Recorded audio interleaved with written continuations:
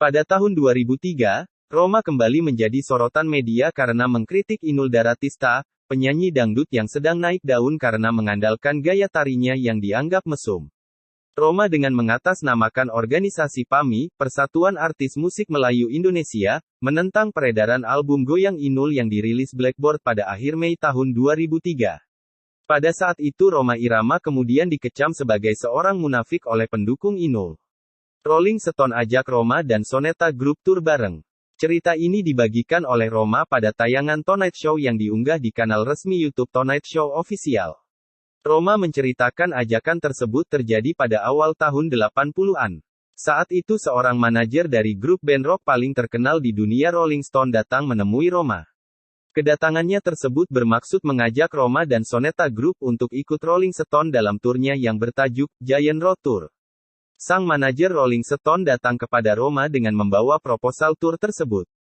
Pernah manajernya datang ke rumah saya, dia bawa satu proposal, dia bilang, kita mau mengadakan Giant Road Tour Soneta bersama Rolling Stone.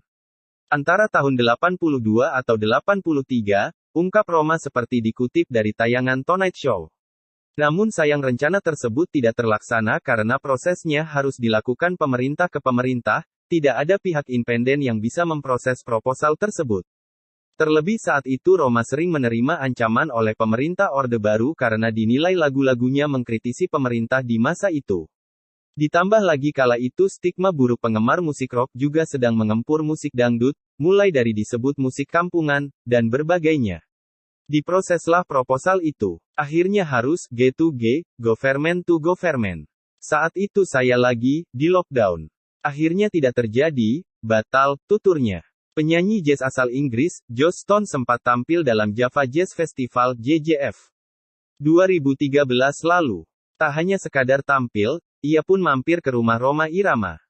Saat itu Rhoma Irama mengaku awalnya tidak tahu Joss Stone adalah penyanyi jazz, dirinya mengira seperti turis biasa, lantaran tidak ada pemberitahuan sebelumnya. Cerita Pak Haji soal Joss Stone ke rumah, dia dijuluki Godfather of Dangdut sama Joss Stone, ujar Vincent. Diakui Roma saat itu sebenarnya merupakan pengalaman memalukan bagi dirinya. Cerita memalukan buat saya, waktu Joss Stone datang tidak konfirmasi bersama satu tim, bawa kamera, saya tidak tahu Joss Stone, saya pikir apa turis saja, we come from UK. Saya nggak tahu Joss Stone siapa bercerita segala macam, ujar Roma. Kemudian Joss Stone mengaku dirinya merupakan salah satu fansnya dan meminta Roma untuk menyanyi beberapa lagunya. Kemudian Joss Stone menyanyikan lagu, Judy, saya terima seperti tamu biasanya, pas pulang saya mau ke studio, saya nyetir sendiri, saya lihat billboard di Mampang Jakarta Selatan, ada gambar Joss Stone. Nah ini orang yang tadi ke rumah. Saya malu bukan main, ya Allah mungkin dia pikir Roma ini sombong banget. Gua sungguh nggak tahu, menyesal banget, ungkap Rhoma Irama. Kisah gitar legendaris Roma Steinberger, gitar yang didapatkan dengan penuh perjuangan oleh Rhoma Irama dan sebagai trademark dari Raja Dangdut. Setelah Fender dan beberapa gitar merek lain, Roma lantas beralih ke Steinberger, sebuah gitar headless yang dibelinya di Hong Kong pada 1980, saat ia menjalani sebuah syuting film. Kala itu ia melihat gitar ini menggantung di sebuah etalase toko musik bernama Tom Lee Music Shop. Ia tertarik dan ingin membelinya, namun si penjual tidak melepasnya lantaran itu hanya prototipe dan tidak dijual. Namun Roma tidak patah arang, selama 3 hari berturut-turut ia kembali mendatangi toko itu. Dan di hari ketiga, saat si penjual sedang membaca majalah Asia Week, dia langsung terkejut melihat ada Rhoma Irama yang dinobatkan sebagai Southeast Asia Superstar oleh majalah tersebut. Ini kamu? Tanya penjual gitar sambil menunjuk foto saya di dalam majalah, kenang Roma. Saya jawab, iya. Wah, kalau gitu saya harus telepon Ned Steinberger sekarang. Halo Tuan Steinberger, ini ada Southeast Asia Superstar minta gitar sampel yang ada di toko, dan saya langsung dikasih dengan harga sekitar 20 jutaan rupiah waktu itu.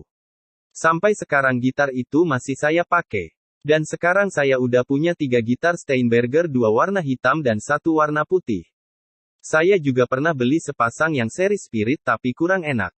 Kalau yang sekarang saya pakai enak banget, fretnya 24 lebih panjang dari Fender, necknya juga lebih kecil dan pas buat tangan saya. Dari segi sound juga lebih cocok, ungkapnya. Gitar ini pun sering dimodifikasi oleh Rhoma Irama. Awalnya memiliki satu pick-up dan kini menjadi dua pick-up sehingga mirip dengan Steinberger GM2 Series. Ada pula gitar Steinberger yang dimodif menggunakan pickguard putih dan kini menjadi hitam. Demikian kisah perjalanan sang legend musik dangdut Rhoma Irama.